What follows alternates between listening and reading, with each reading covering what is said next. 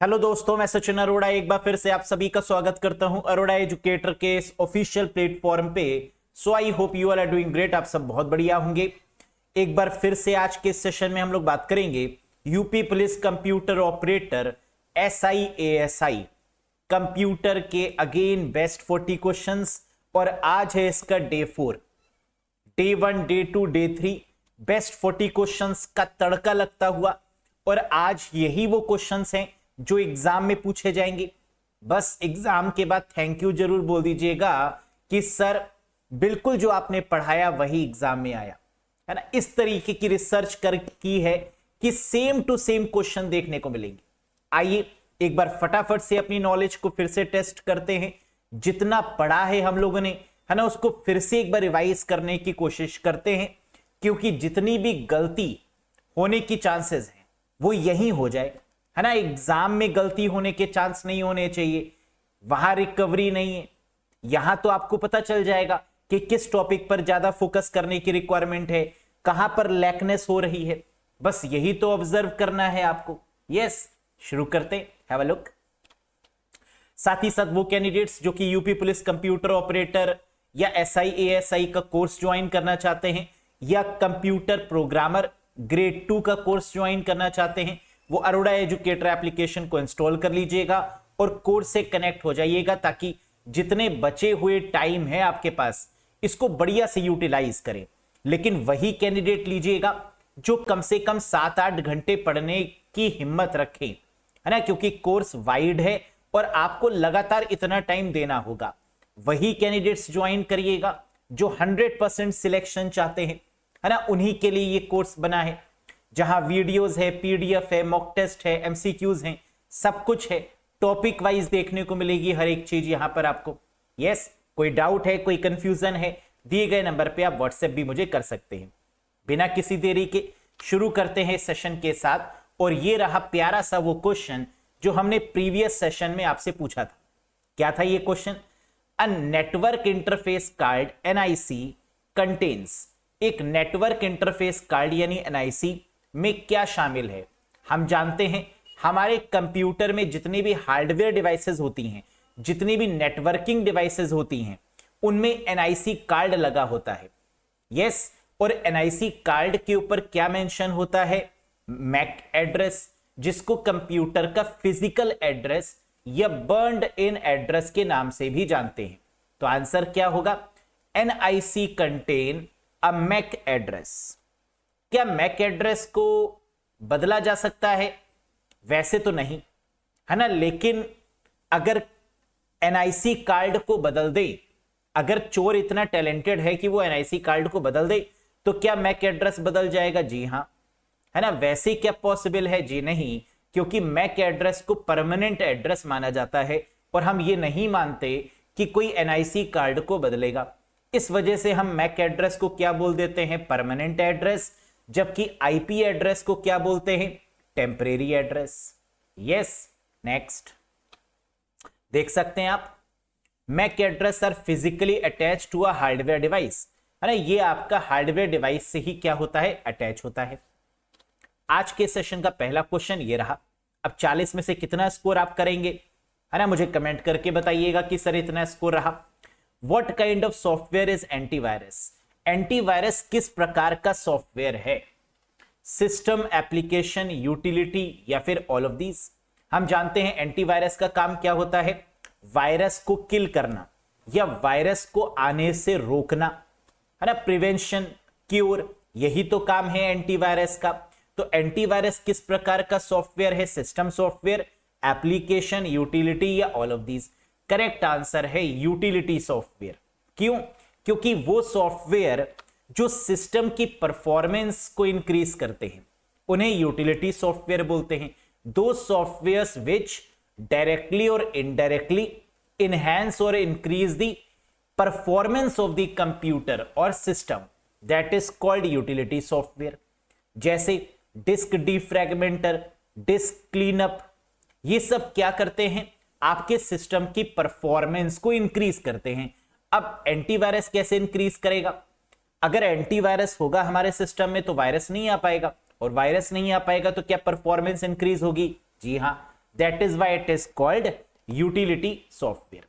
Antivirus के नाम भी याद रखिए, Kaspersky, AVG, McAfee, F secure, Avira, Avast, NOD 32, these are the very very famous antivirus softwares। Clear. अब यूटिलिटी सॉफ्टवेयर में कौन कौन से सॉफ्टवेयर आ सकते हैं? Antivirus, file management software, disk management, disk compress करने वाला, विनजिप, विनरैर या डिस्क क्लीनअप टूल्स, ये सब हमारे किस में आएंगे? यूटिलिटी सॉफ्टवेयर्स में आएंगे। Clear. Next, name the function used to turn off value from 189 to 2.0। Very famous question. कह रहा है एक्सेल शीट में 1.89 से 2.0 तक मान को पूर्णांकित करने के लिए प्रयुक्त फंक्शन का नाम बताइए। ऐसा कौन सा फंक्शन है जिसका यूज करते ही 1.89 से 2.0 वैल्यू आ जाएगी?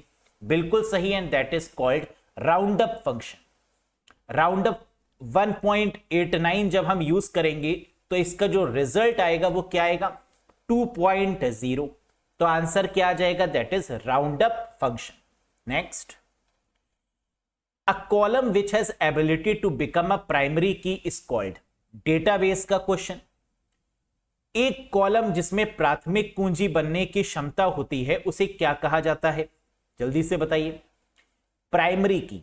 प्राइमरी की का मतलब एक ऐसी की जो यूनिक होगी, जिसमें कोई भी बदलाव ना हो फ्यूचर में, कोई चेंज ना हो फ्यूचर में, और नल भी नहीं होनी चाहिए, है ना, उसी को बोलते हैं प्राइमरी की।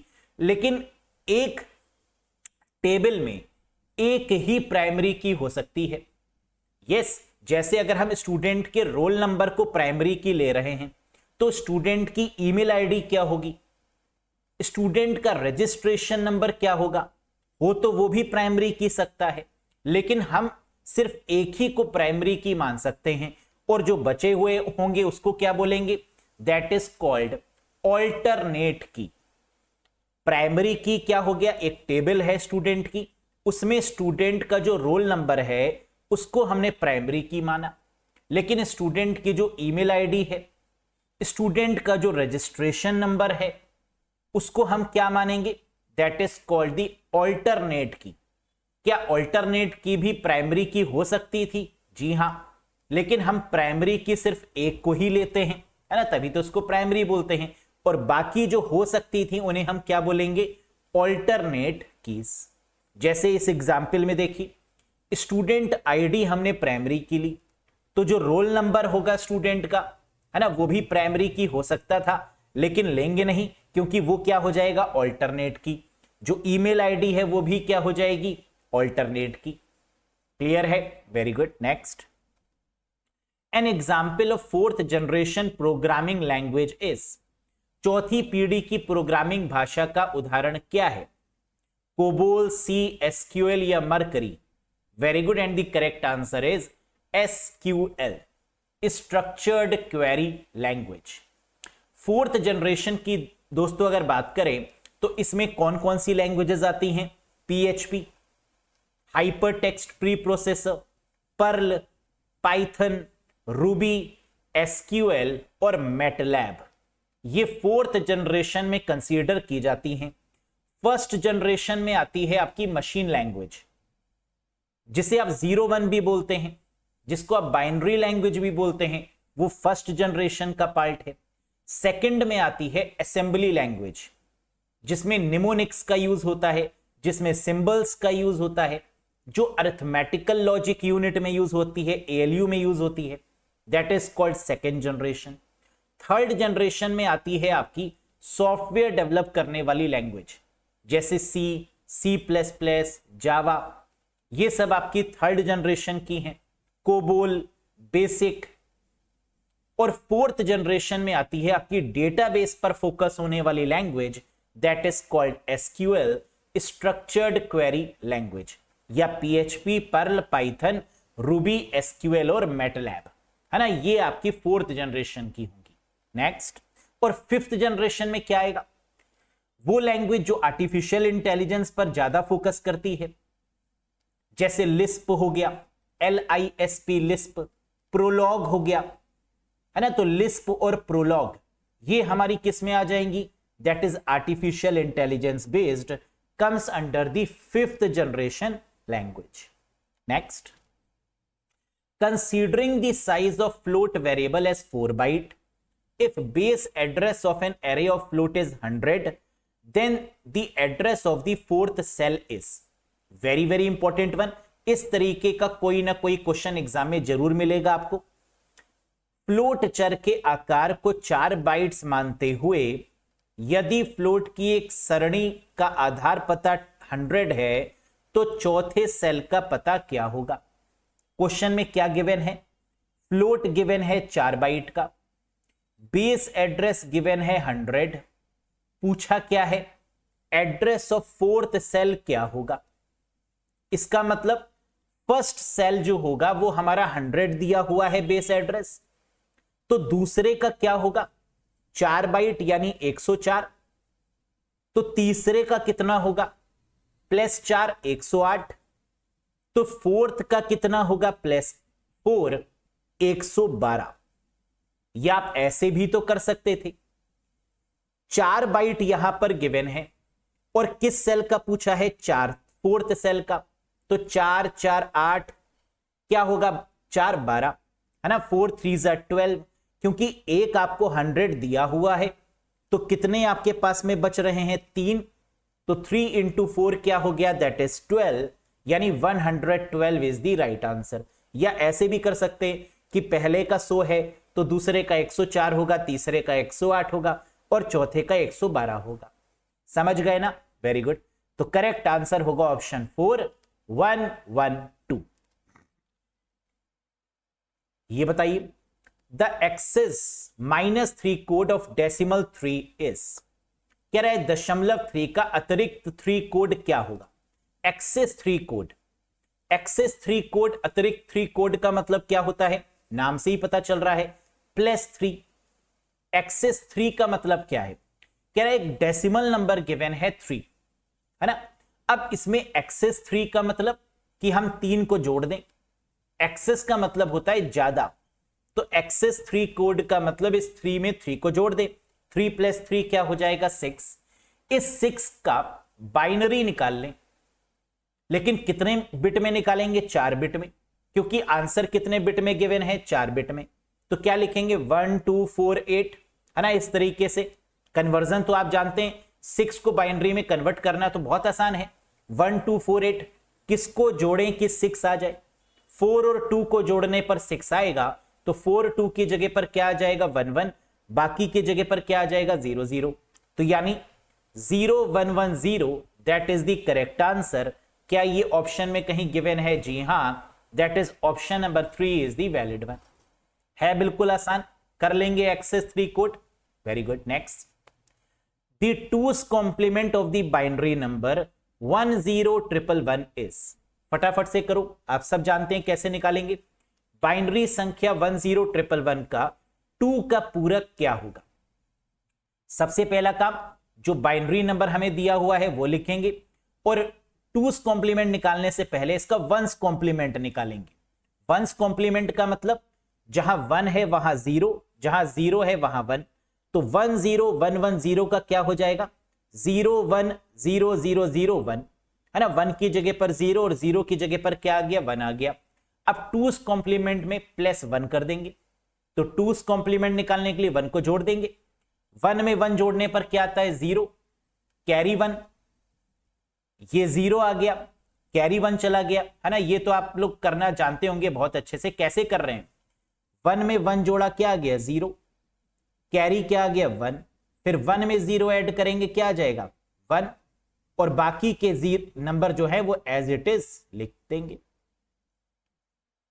है ना। सेम इन दिस मैनर, तो हमारा जो आंसर आ गया वो क्या आ गया 010010, यानी option number first is the right one. समझ में आ गया। तो 2's कॉम्प्लीमेंट निकालने का पहला तरीका क्या है, पहले 1's कॉम्प्लीमेंट निकालेंगे, फिर 2's कॉम्प्लीमेंट में इस 1 को जोड़ देंगे, और जोड़ने पर जो आएगा वो हमारा आंसर बन जाएगा। Is that clear to everyone? एक बार यस सर बताओ। समझ में आ गया ना, बहुत आसान है, कर लेंगे। नेक्स्ट देखो, कह रहा है what is the email attachment size limit in Gmail. Gmail में जो अटैचमेंट की साइज लिमिट है वो कितनी है, 10 MB, 15 MB, 25 MB या 40 MB? क्या होगा correct answer? Very good, and the correct answer is 25 MB। Gmail की बात करें तो जो अटैचमेंट है, अटैचमेंट के लिए कौन सी प्रोटोकॉल यूज होती है, जल्दी से बताओ।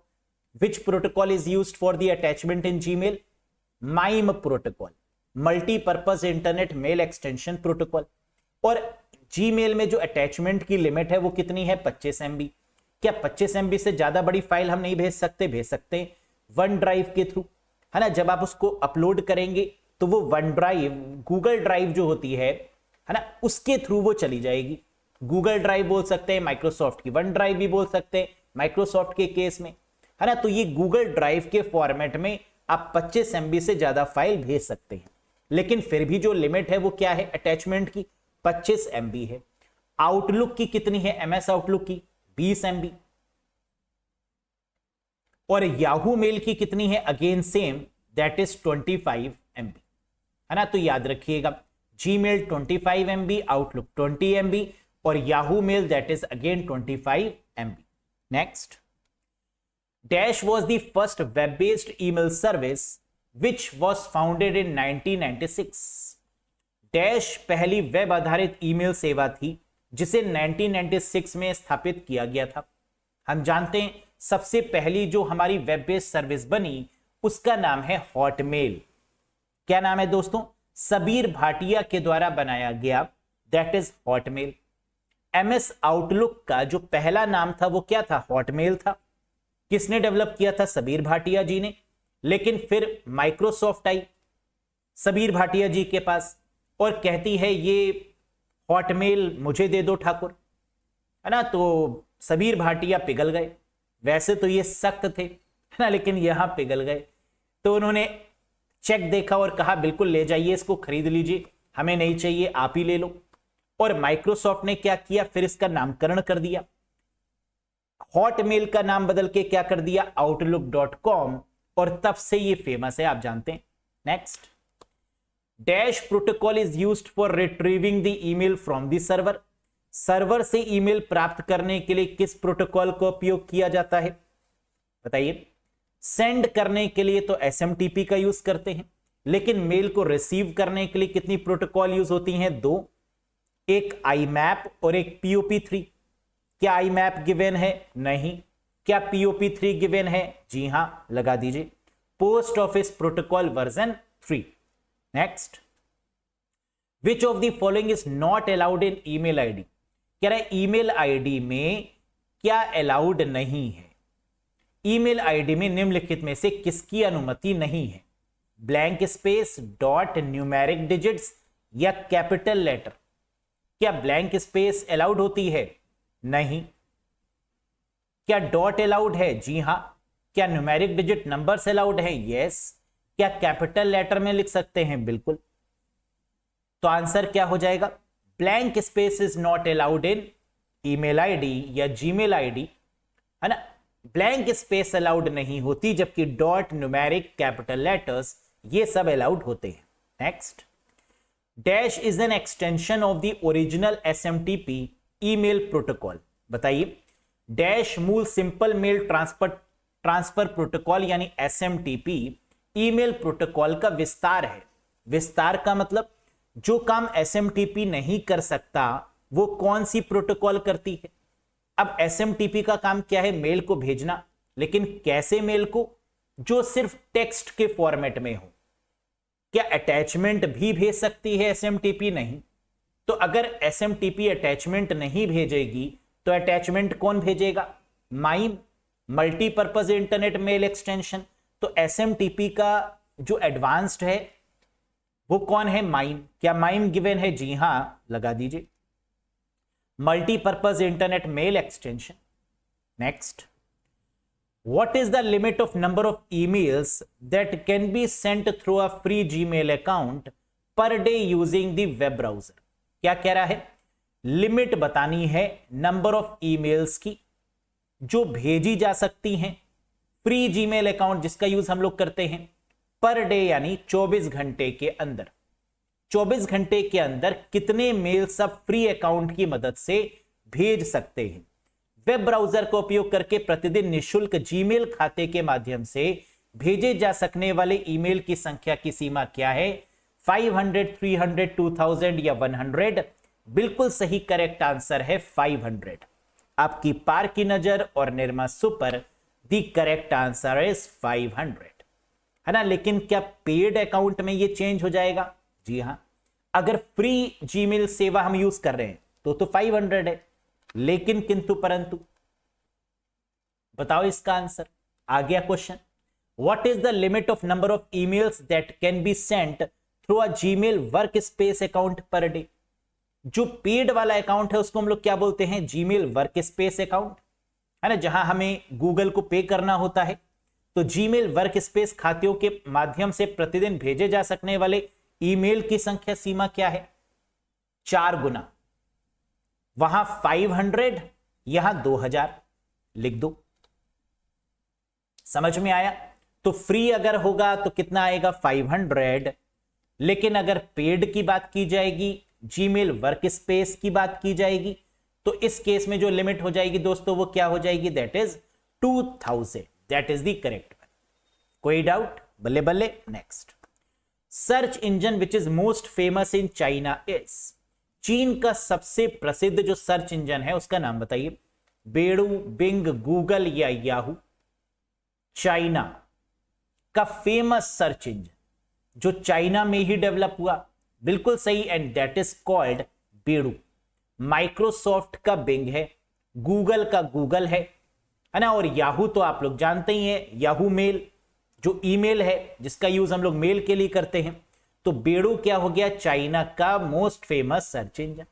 Next, dash is the default search engine in Tor browser? बताइए, टॉर ब्राउजर में बाय डिफॉल्ट सर्च इंजन कौन सा होता है? गूगल क्रोम, याहू, डकडकगो या येंडेक्स? टॉर ब्राउजर कैसा ब्राउजर है?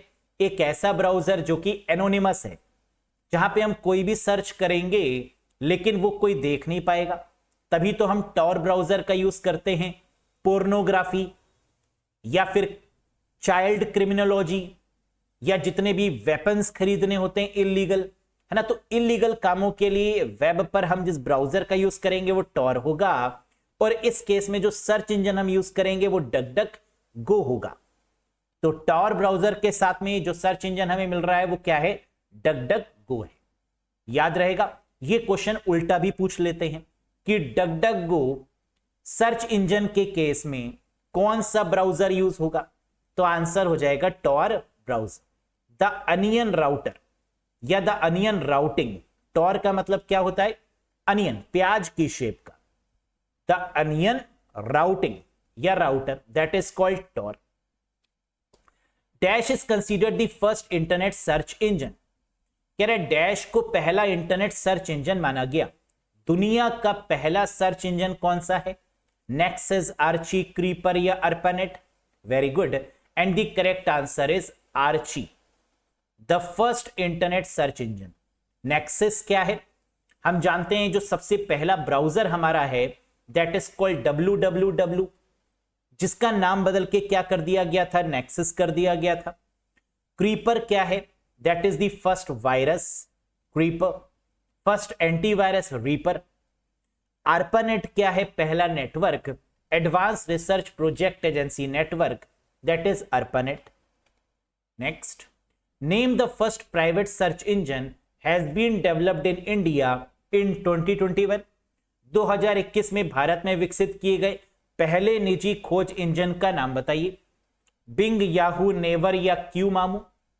बिल्कुल सही, भारत में 2021 में मेड इन इंडिया के तहत जो पहला प्राइवेट सर्च इंजन बनाया गया दैट इज कॉल्ड क्यू मामू। यस, क्या नाम है इसका? क्यू मामू। भारत का है, इंडिया का है, 2021 में बना। और कैसा सर्च इंजन है? एनोनिमस, है ना, प्राइवेट है। ये भी अपनी हिस्ट्री शो नहीं करेगा, तो प्राइवेट पर्पस से बनाया गया, दैट इज कॉल्ड क्यू मामू। Next, the length of a resistor is called? Register की लंबाई को क्या कहते हैं? सबसे फास्टेस्ट मेमोरी कौन सी है? रजिस्टर। रजिस्टर किससे मिलके बनता है? फ्लिप फ्लॉप के कलेक्शन से रजिस्टर मिलके बनता है। रजिस्टर की अगर हम बात करें तो ये किसके अंदर पाया जाता है? सीपीयू या प्रोसेसर के अंदर होता है, that is called register. Yes, और रजिस्टर की जो लेंथ है that is called word size. इसकी लेंथ को, इसकी लंबाई को हम लोग क्या बोलते हैं? वर्ड साइज के नाम से जानते हैं। और ये क्वेश्चन भी बहुत बहुत इंपॉर्टेंट है। Next, flash memory is made up of. Flash memory किससे बनती है? कंप्यूटर में हम जानते हैं बहुत सारी मेमोरी हैं, रैम है, रोम है, वर्चुअल मेमोरी है, यस, कैशे है, रजिस्टर है, बहुत सारी हैं। लेकिन फ्लैश मेमोरी किससे मिलकर बनती है? ईईपी रोम से, electrically erasable programmable read only memory का एडवांस्ड फॉर्म है फ्लैश मेमोरी। क्या ईईपी रोम गिवन है? जी हां। रोम कितने तरीके की होती है? पहली रोम होती है P ROM, programmable ROM, EP ROM erasable programmable read only memory, और EEP ROM electrically erasable programmable read only memory. Yes, एक रोम और भी होती है जिसे हम लोग बोलते हैं फ्लैश मेमोरी, जो ईईपी रोम का ही एडवांस्ड वर्जन है। और एक रोम और भी होती है एम रोम, जिसको मास्क रोम बोलते हैं। और मास्क रोम का मतलब कस्टमाइज्ड रोम, एक ऐसी रीड ओनली मेमोरी जो ऑर्डर देकर बनवाई जाए, दैट इज कॉल्ड मास्केबल रोम। जैसे आपने कहा कि सचिन सर हमें कोई एक ऐसी डिवाइस बना दीजिए जिससे हम पेपर देने जाएं, है ना, और वहां से डायरेक्टली अपने आप दिमाग हमारा काम करता रहे आर्टिफिशियल इंटेलिजेंस के तहत। तो क्या ये बन सकता है? तो हमने कहा बन सकता है, इसके लिए ऑर्डर देना पड़ेगा आपको टेक्निकली साउंड कंपनीज को, है ना, और वो आपके लिए सॉफ्टवेयर डेवलप कर सकती हैं अगर चाहें तो इसका मतलब ये जो रोम है ये आपने ऑर्डर दिया, जी हां। क्या इस ऑर्डर देने के बाद इसमें कुछ बदलाव हो सकते हैं? जी नहीं। एक बार ये बन गया तो फिर ये चेंजेस उसमें नहीं हो पाएंगे, है ना, ये डीमेरिट भी होता है इसका। तो बनाते समय बड़ी सावधानी बरतनी पड़ती है, दैट इज कॉल्ड मास्क्ड रोम। समझ में आया? फ्लैश मेमोरी क्या होता है? फ्लैश मेमोरी का मतलब होता है एक ऐसी मेमोरी जो कि सेकेंडरी स्टोरेज की तरीके से काम करती है, जैसे SSD, solid state storage devices, solid state drive.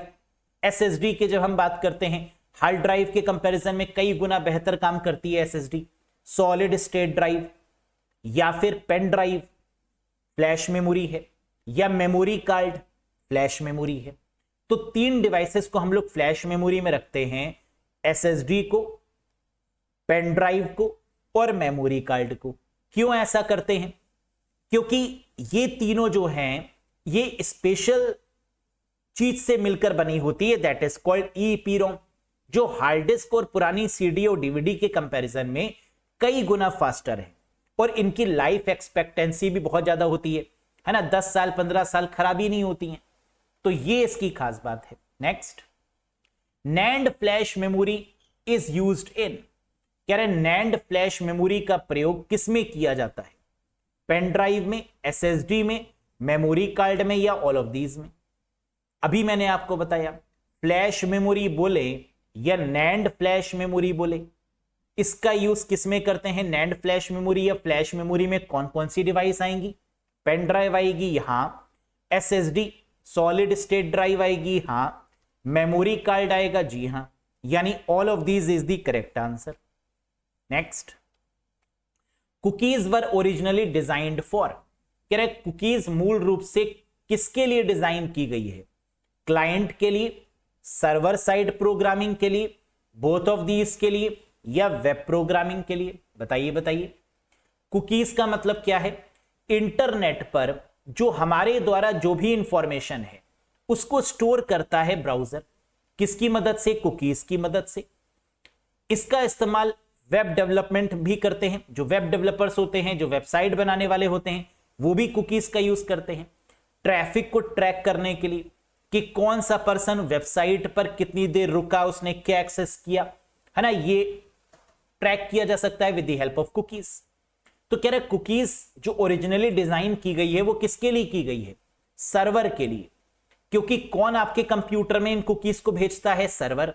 बिना हमारी परमिशन के भेजता है, जी हां, और बिना हमारी परमिशन के चीजें ले भी जाता है।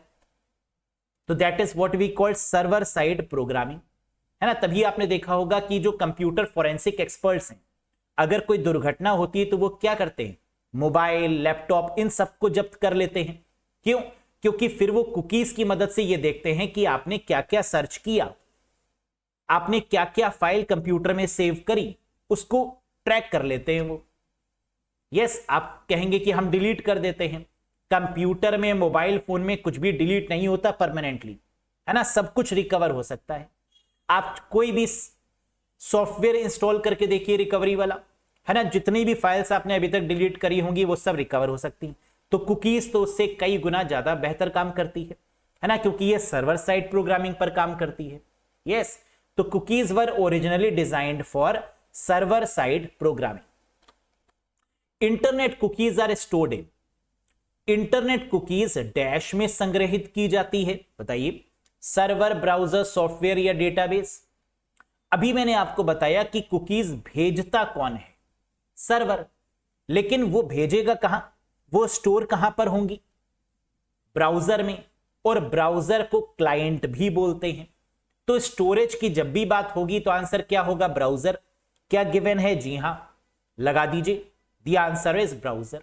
लेकिन अगर ब्राउजर गिवन ना होता तो आंसर क्या हो जाता, क्लाइंट, क्योंकि ब्राउजर बोले और क्लाइंट बोले एक ही बात है। तो अगर यह पूछा जाए कि कुकी सेंड कौन करता है, भेजता कौन है, तो आंसर होगा सर्वर या होस्ट, है ना, क्योंकि सर्वर को होस्ट भी बोलते हैं। और कुकीज कैसी डिजाइन की जाती हैं, किसके लिए डिजाइन की जाती है, तो आंसर है सर्वर के लिए। लेकिन ये स्टोर कहां पर होती है, तो आंसर है ब्राउजर और क्लाइंट में। क्लियर? नेक्स्ट, नाम लिया हाजिर है ना, देखो आ गया। Internet cookies are send by, internet cookies किसके द्वारा भेजी जाती हैं, इस पर हम रोक नहीं लगा सकते, ये तो भेजी जाएंगी और हमें पता भी नहीं चलेगा, और बिना परमिशन के भेजेंगे, बिना परमिशन के ले लेंगे, है ना, हमारा कोई कंट्रोल नहीं होता इस पर।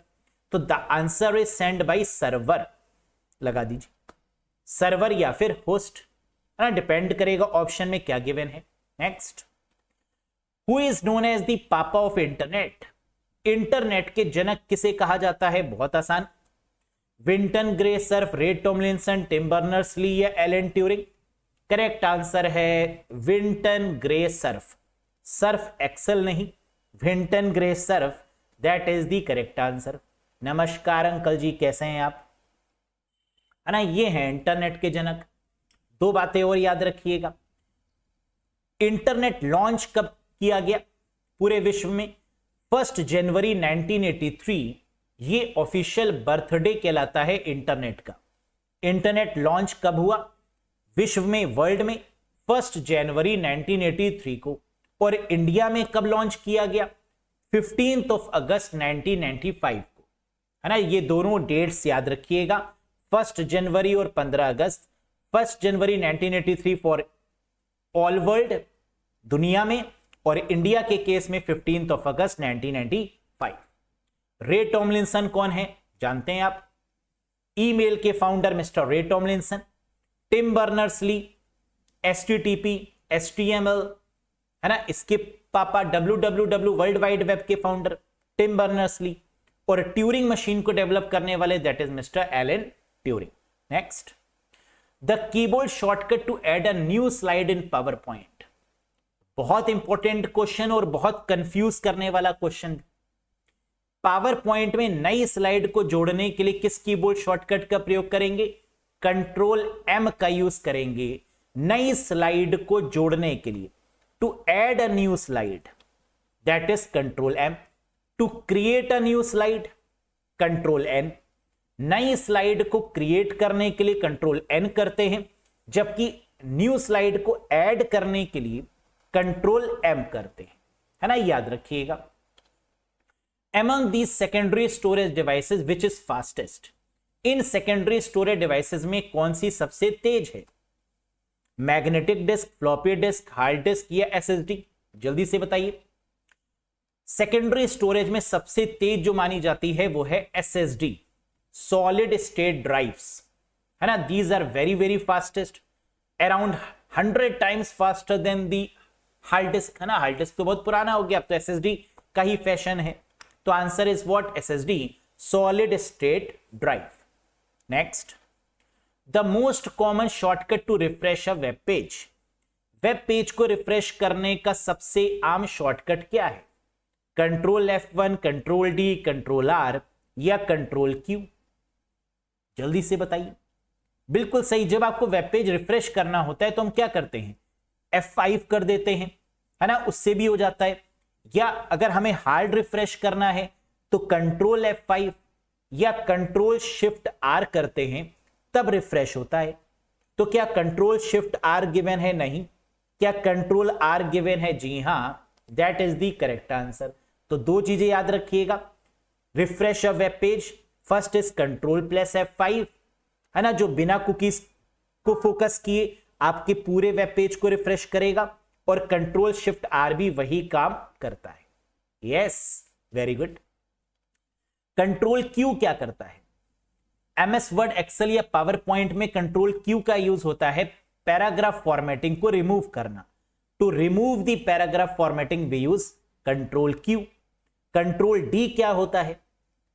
फॉन्ट डायलॉग बॉक्स को ओपन करने के लिए कंट्रोल D का यूज करते हैं MS वर्ड और एक्सेल के केस में, जबकि पावर पॉइंट में कंट्रोल D का यूज करते हैं डुप्लीकेट स्लाइड को क्रिएट करने के लिए, है ना, स्लाइड के डुप्लीकेसी के लिए यूज करते हैं कंट्रोल प्लस D का। Next, using fraud identity to gain sensitive information is called.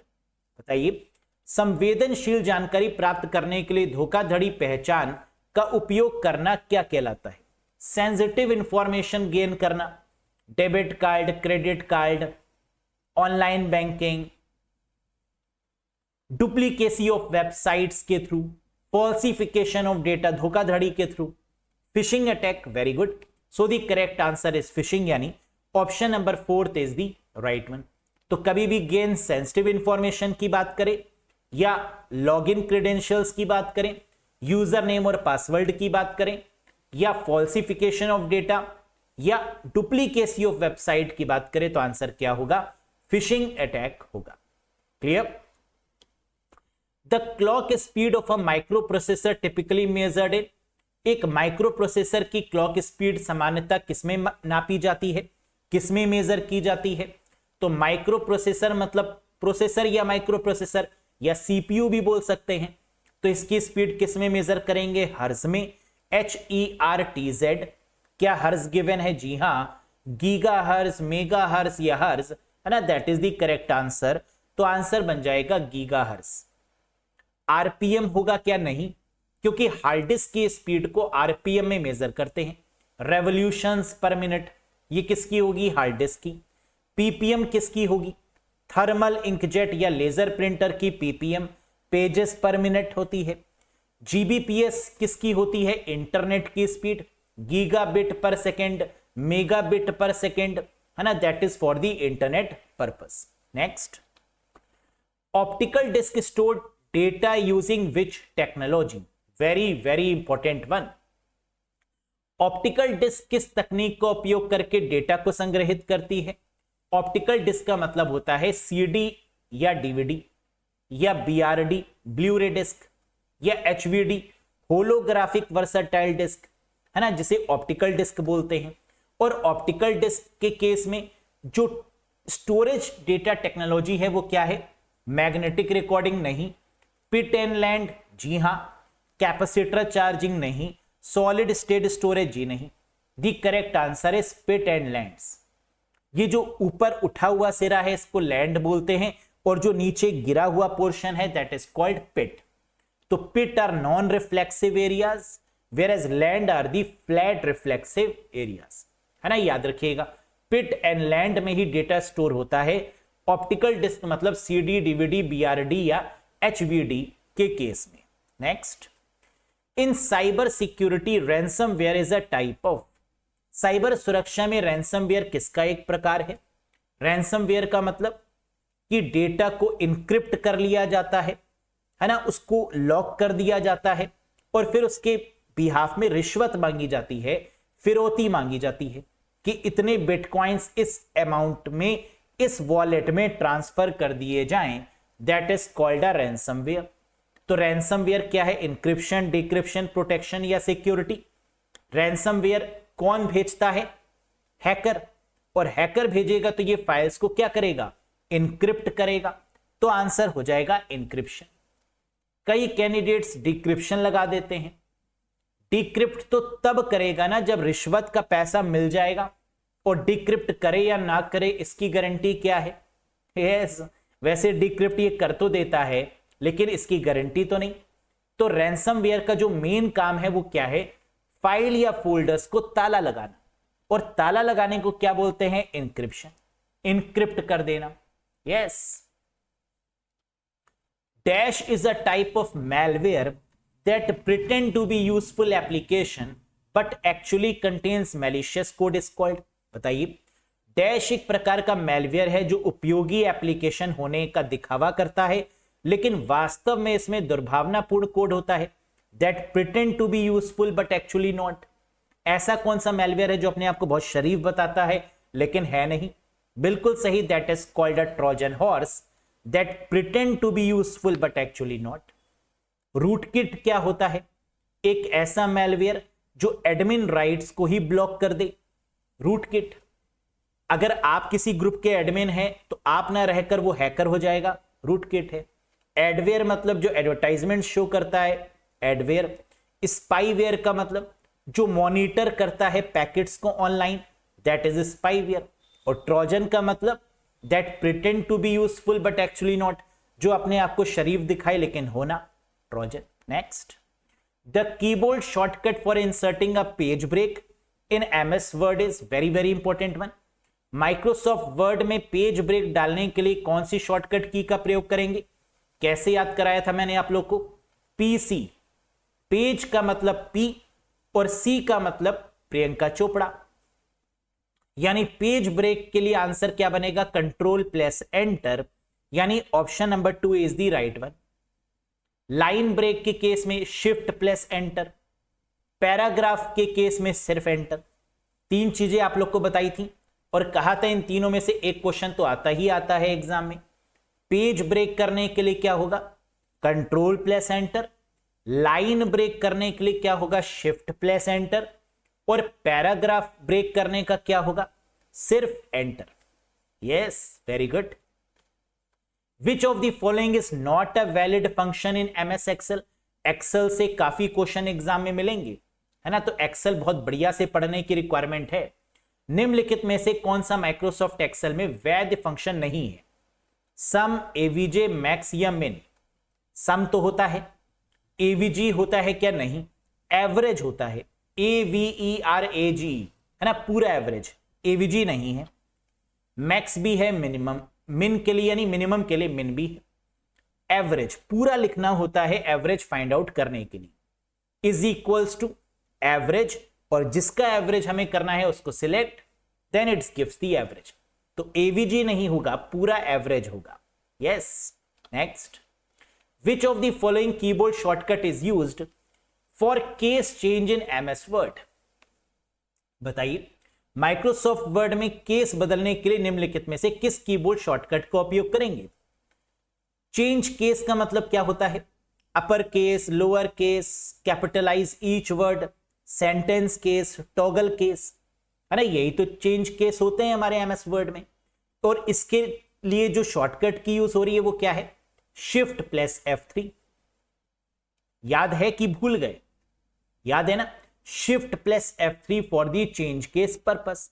देखो, MS वर्ड ओपन करो, होम पर जाओ, कैपिटल A और स्मॉल a को ऑप्शन मिलेगा, इस पर क्लिक करो। देखिए, सेंटेंस, लोअर, अपर, कैपिटलाइज ईच वर्ड और टॉगल केस, इनको अगर शिफ्ट करना है, आपस में चेंज करना है, स्विच करना है, तो किसका यूज करेंगे? Shift+F3, very very important one. Next, which technology is used for crypto currency?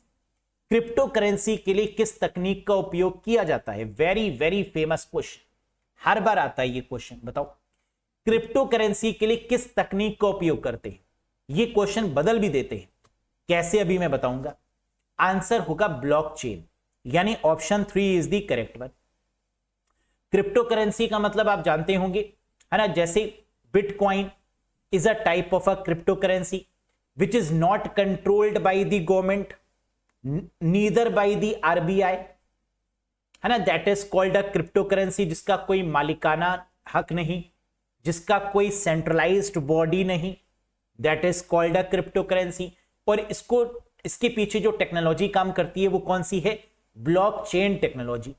अब क्वेश्चन बदल के क्या पूछते हैं कि ब्लॉकचेन टेक्नोलॉजी का यूज किस में होता है, तो आंसर हो जाएगा क्रिप्टो करेंसी के केस में। Yes, next, among these name the open source operating system. इनमें से ओपन सोर्स ऑपरेटिंग सिस्टम का नाम बताइए, बताओ जल्दी से। Windows 10, Mac operating system, Linux या Chrome operating system. Open source का मतलब एक ऐसा ऑपरेटिंग सिस्टम जो फ्री ऑफ कॉस्ट है, जिसमें चेंजेस भी किए जा सकते हैं सोर्स कोड में, that is called a open source. Windows 10, Mac, Linux या क्रोम ऑपरेटिंग सिस्टम, हम जानते हैं लाइनक्स और एंड्रॉइड ये हमारे open source, free of cost भी है, इसमें कोई चेंजेस करना है वो भी हम कर सकते हैं, इसके सोर्स कोड को देखना है वो भी हम देख सकते हैं, है ना। तो आंसर क्या होगा? लाइनक्स। और अगर एंड्रॉइड होता तो वो भी हो जाता। यस, लाइनक्स कैसा ऑपरेटिंग सिस्टम है? Multi user multitasking operating system है Linux. Yes, next, which symbol is used to combine concatenate cell in Excel. Excel में कोशिकाओं को संयोजित यानी कॉनकैटिनेट जोड़ने करने के लिए किस प्रतीक का, किस सिंबल का प्रयोग करते हैं, बताइएगा। हम जानते हैं एमएस एक्सेल में डॉलर का यूज क्यों करते हैं? सेल रेफरेंसिंग के लिए, बताया ना, सेल रेफरेंसिंग, रिलेटिव, एब्सोल्यूट और मिक्स्ड, 3 तरीके की। डॉलर सिंबल का यूज लॉक करते हैं रोज एंड कॉलम्स को। हम लोग इक्वल्स टू साइन का यूज करते हैं किसी भी फंक्शन या फॉर्मूले से पहले, ये भी आप जानते हैं। लेकिन अगर हमें कंबाइन या कॉन्कैटिनेट करना है तो एम्परसैंड का यूज करेंगे, एंड सिंबल का यूज करेंगे जोड़ने के लिए। तो which symbol is use to combine या कॉन्कैटिनेट, जोड़ने के लिए कौन सा सिंबल? दैट इज एम्परसैंड, जिसे एंड सिंबल भी बोलते हैं, है ना, देख सकते हैं आप यहां पर। Next, vacuum tube is found in which generation. Vacuum tube किस पीढ़ी में पाया जाता है? हम जानते हैं सेकेंड जनरेशन में ट्रांजिस्टर है, फर्स्ट में वैक्यूम ट्यूब है, तो फर्स्ट जनरेशन ही करेक्ट आंसर बन जाएगा। यस, अब किस जनरेशन में कौन सी टेक्नोलॉजी आई, जरा इसको रिवाइज कर लीजिए साथ ही साथ। फर्स्ट जनरेशन वैक्यूम ट्यूब्स, बल्ले बल्ले। सेकेंड जनरेशन में ट्रांजिस्टर्स, थर्ड में इंटीग्रेटेड सर्किट, फोर्थ में VLSI, very large scale integration and micro processor, fifth generation that is ultra large scale integration, artificial intelligence, robots या knowledge based system which is called KBS. तो make sure कि first आए तो vacuum, second आए तो transistor, third आए तो integrated circuit, fourth आए तो माइक्रो प्रोसेसर या वीएलएसआई, फिफ्थ आए तो ULSI, ultra large scale integration, या एआई, रोबोट्स या फिर knowledge based system. Getting the point? Very good. Computer generation with respect to speed भी एग्जाम में आएगा, एक क्वेश्चन यहां से भी, है ना, तो इसको भी रिवाइज करते चलो। कंप्यूटर की फर्स्ट जनरेशन में जो स्पीड थी वो किस में मेजर करते हैं? मिली सेकेंड में। सेकेंड जनरेशन की जो स्पीड है वो किस में मेजर करते हैं? माइक्रो सेकेंड में। थर्ड जनरेशन की स्पीड नैनो सेकेंड, फोर्थ में पिको सेकेंड और फिफ्थ में फेमटो सेकेंड। जबकि यहां जो सबसे पॉपुलर पूछा जाता है एग्जाम में वो माइक्रो सेकेंड या मिली सेकेंड है ना। ये पूछा जाएगा कि माइक्रो सेकेंड किस जनरेशन में स्पीड यूज हुई? सेकेंड। मिली सेकेंड किस में यूज हुई? फर्स्ट। नैनो पूछे तो थर्ड, पिको पूछे तो फोर्थ और फेमटो पूछे तो फिफ्थ। गलत तो नहीं करेंगे ना? Very good. तो कैसा रहा आज का ये सेशन और आउट ऑफ 40 कितना स्कोर किया? है ना, आज का सेशन आसान था लेकिन ट्रिकी भी। तो कई बार पेपर का लेवल ट्विस्ट हो जाता है इस तरफ, है ना, और कैंडिडेट ओवर कॉन्फिडेंस में स्वाहा गलत कर देते हैं क्वेश्चंस, है ना। तो क्वेश्चन को बहुत अच्छे से पढ़ने की रिक्वायरमेंट है। बार बार रिवीजन करने की रिक्वायरमेंट है। जितना रिवाइज करेंगे, देखो होता क्या ना, एग्जाम से पहले आपको लगता है कि कुछ आ नहीं रहा, सब भूल रहे हैं, लेकिन वास्तव में ऐसा नहीं है ना। जब आप बार बार चीजों को रिवाइज करेंगे तो वो आपकी कहीं ना कहीं प्राइमरी और कुछ सेकेंडरी मेमोरी में रहेगा ही रहेगा। तो जितना रिवीजन करेंगे उतना ही बेनिफिट होगा, ये बात याद रखिए। तो पहले course finish, then revision, then mocks. जितना ज्यादा करेंगे उतना ही आउटपुट, उतना ही कॉन्फिडेंट होकर आप एग्जाम में जाएंगे। और एग्जाम से पहले ही जब आप ये कह देते हैं ना कि सचिन सर सिलेक्शन तो होके रहेगा, उसी का सिलेक्शन होता है। जो ये सोचता है कि होगा या नहीं होगा, उसका नहीं होगा, है ना। जो लिखकर ये मैसेज कर देते हैं पहले, सर ये मैसेज हमारा सेव कर लीजिए, सिलेक्शन होगा सर, है ना। तो सर भी समझ जाते हैं और ईश्वर भी कि इसका साथ तो देना ही पड़ेगा। तो पहला अपने ऊपर कॉन्फिडेंस रखो, तभी किसी चीज पर आप विजय प्राप्त कर सकते हैं। यस, ये रहा question number 41, question of the day. जरा मुझे कमेंट करके बताइएगा इसका आंसर। क्वेश्चन क्या है? Apple artificial intelligence is called. Apple का जो एआई है उसका नाम क्या है? उम्मीद है ये आपको पता होगा। गूगल असिस्टेंट, एलेक्सा, कोर्टाना या सिरी, आर्टिफिशियल इंटेलिजेंस से क्वेश्चन बनेंगे ही बनेंगे, है ना, क्योंकि ये ट्रेंडिंग है। और 2025 में जितने भी एग्जाम हो रहे हैं, है ना, उन सभी एग्जाम्स में आर्टिफिशियल इंटेलिजेंस से कई क्वेश्चन पूछे जा रहे हैं। तो जरा बताइएगा इसका आंसर क्या होगा, या आता है बताएंगे नहीं, है ना, व्हाटएवर। चलिए, तो कैसा लगा आपको ये सेशन? पसंद आया हो तो एक बार लाइक कर दीजिएगा, चैनल पर नए हो तो सब्सक्राइब कर दीजिएगा। और अगर आप चाहते हैं डेप्थ में पढ़ना, टॉपिक वाइज एक बार फिर से बूस्ट अप करना अपने आप को, ताकि जो बचा हुआ समय है उसमें आपके पास में अच्छा खासा मटेरियल हो पढ़ने के लिए, है ना। पहली चीज, युद्ध में जा रहे हैं और बिना हथियारों के जा रहे हैं तो फायदा नहीं होगा, है ना। और अगर बेकार हथियारों के साथ जा रहे हैं तो भी नहीं होगा। तो हथियार बढ़िया होने चाहिए, है ना, असले बढ़िया होने चाहिए। तो ये जो आपका कंटेंट है ना, जो स्टडी मटेरियल है, ये एग्जाम ओरिएंटेड नहीं होगा तो धोखा खाएंगे। तो videos, PDF, MCQs, mock test सबके साथ एक बंडल्ड बहुत बेहतरीन कोर्स, है ना। इसके बाहर तो कुछ भी नहीं आ सकता, ये तो गारंटी है। तो किसी भी एग्जाम में आप जा रहे हैं, एक बार एप्लीकेशन इंस्टॉल करिए, ज्वाइन करिए। कोई डाउट है, कोई कंफ्यूजन है, व्हाट्सएप करिए या नीचे कमेंट करके पूछ लीजिए। बहुत जल्द मिलेंगे नेक्स्ट सेशन के साथ। Till then bye bye and thank you guys.